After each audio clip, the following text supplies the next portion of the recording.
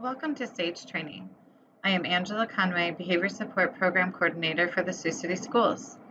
Let's start with a quick overview of our PBIS system. PBIS is Positive Behavior Intervention and Supports. It is an evidence-based system that is designed to prevent behaviors from occurring, as well as to help build skills necessary to decrease behaviors that students may already have. The system is based on 3 tiers. Tier 1 are universal supports that are put in place that benefit all students. It is things like using engaging content to keep kids from getting bored, teaching students the rules and expectation of the building in the classroom, observing students when they are struggling and providing appropriate feedback, as well as observing students when they are successful and providing reinforcement. This is an oversimplification of all the supports that are in place to prevent behavior. Everything teachers and building staff do to our students are considered Tier 1 supports, and this generally meets the needs of 75 to 85% of students. Tier 2 interventions are put in place to support small groups of students who have similar needs or skill deficits. Students that are chosen for Tier 2 interventions are chosen based on data such as office referrals or teacher nomination. This meets the needs of about 10 to 15% of our student population. Saig is just one example of these interventions. Tier 3 interventions are higher level interventions that are individualized for the needs of the students. These students receive an individualized plan as well as instruction on skill deficit. Saig groups are social, academic, instructional groups that are designed to teach students in the areas where they have a skill deficit. Often these groups are focused on skills that allow students to have relationships with others, manage emotions, or stay on task during class. Social skills are learned behaviors, just like math or reading. We all have areas that we excel in and areas that we struggle. Some of our students are still building the necessary social skills that will allow them to participate in class or even make friends. Sometimes these skills are missing because of lack of practice, some is unawareness, and some is just inability to read the social cues of others. What is important to remember is that no matter how big the deficit or what skill is missing, kids can learn social skills just like they can learn any other skill, and learning these skills helps them to access learning and peer relationships. Saig groups are established by putting together groups of students who have similar skill deficits. Most of the students who are in these groups have received a previous intervention of check-in, check-out, or will be receiving the benefits of both interventions. Saig is categorized in 3 ways. Pro-social skills, which is skills that help us to make friends, problem-solving skills, such as learning how to resolve conflict, or academic behavior skills, things like staying on task during class. This is the website that we currently use to provide most Saig groups. It is the Milwaukee Social Academic Instructional Group Curriculum. This site is free and all materials on it are free. Let me show you a few of the features. So everything is laid out, and there are 2 main themes, which are classroom survival skills as well as emotional management lessons. The skills here run anywhere from kindergarten to 8th grade, but could be used for students who are struggling with skills even in older grades. And here's some examples of the emotional management skills. They all have the lesson laid out for you, what you're going to need, and even what you can say.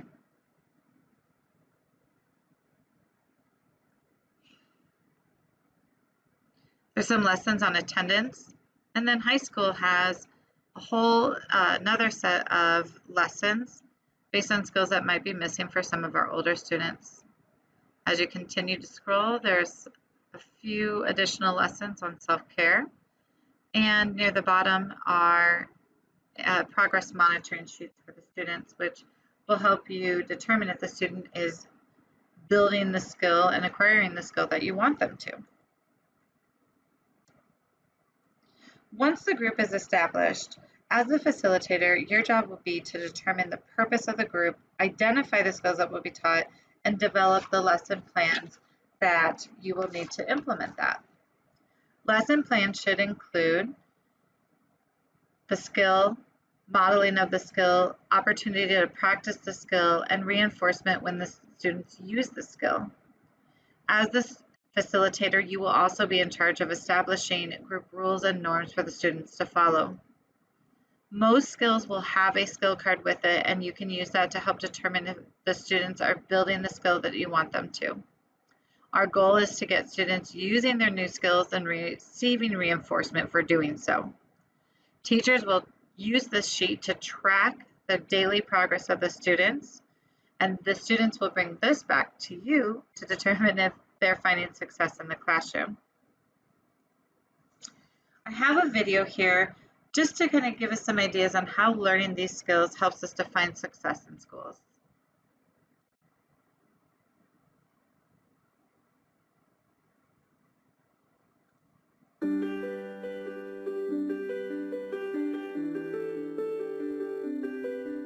Social and emotional skills are the essential skills for success in school, work, and life.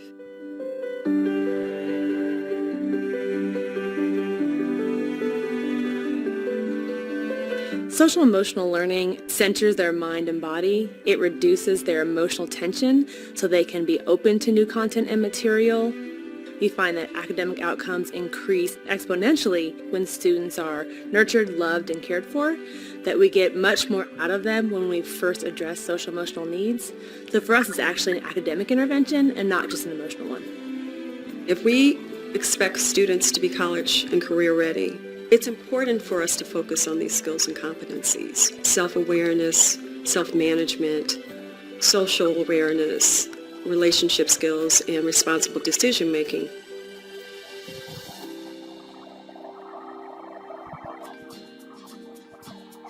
Self-awareness is the ability to identify your emotions, to be able to tie thoughts and feelings to behaviors. We find that self-awareness is one of the hardest things for young people, being aware of their own body space and the impact of their words and emotions on other people. So a lot of the work we do is reflective, through conflict mediation, through circles, through journaling, having them see their own impact on the world, and then how to shift that or make a different choice next time. Self-management is the ability to self-motivate, to have self-control, to regulate one's emotions. In the classroom, that may be a breathing exercise, or that might be counting 5 or taking a break. So with students who don't really know how to deal with their anger or don't really know how to resolve conflict, we're giving them a tool that helps them deal with it in a less stressful way.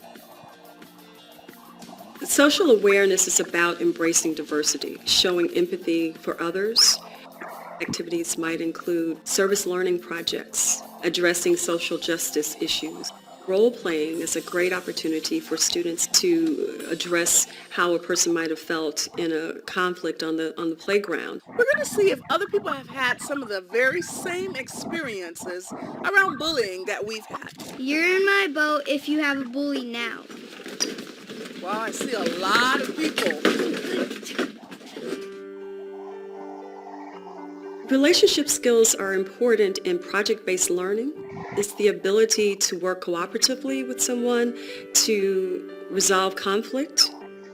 It's the one skill you need your whole life. You may not need calculus tomorrow, but you have to know how to work in relationship, whether it's for a coworker or a life partner. You have to know how to handle conflict and how to handle challenges. Sometimes at recess, Maya would come over and just start talking about us and saying mean things. Is it your job to make Danae's job at school hard? No, I know it's a form of bullying, and sometimes I'll say sorry to her. So you choose to be someone's ally and make a better choice. Responsible decision-making is considering the well-being for self and others. It's evaluating the consequences for various behaviors or actions. We do this through shared agreements, one-to-one problem solving, or having students debate an issue. If you were like, hey, Kashida, how much does an A cost in this class?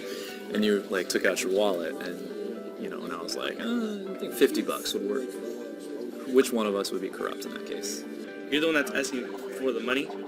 We're truly teaching these students to be productive citizens. We're teaching them life skills. We're teaching them how to problem solve effectively. We're teaching them how to be resilient.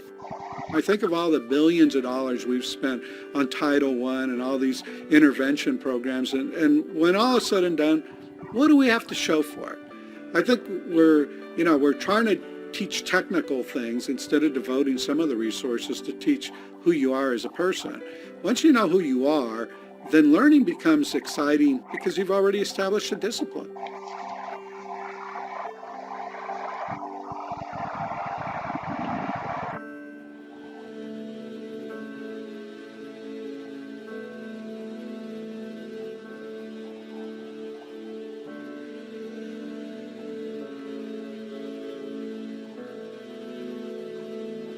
It's important for teachers and principals to understand that it can't be a binder off the shelf. It can't be something that happens from 2:15 to 4:30 on Tuesdays and Thursdays. It has to be part of the school culture. Giving teachers flexibility, giving them a range of skills, giving them different ways that it can look, and allowing them to take their own personality and match that to what they want in their classroom has been the best way to get authentic, true practice. If we continue to do what we've always done, we're always going to get what we always got. Is that good enough? I don't think it's good enough for the 21st century. We need to be the outliers to try things that have never been tried and see if they work. What are we waiting for?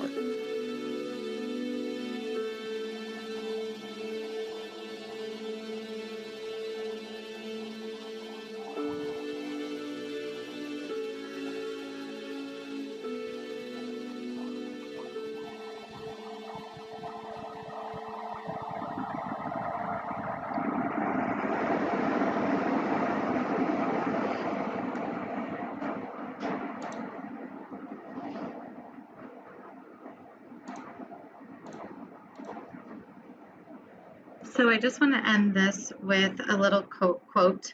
All kids need is a little help, a little hope, and someone who believes in them. Thank you all for all that you do to support our students.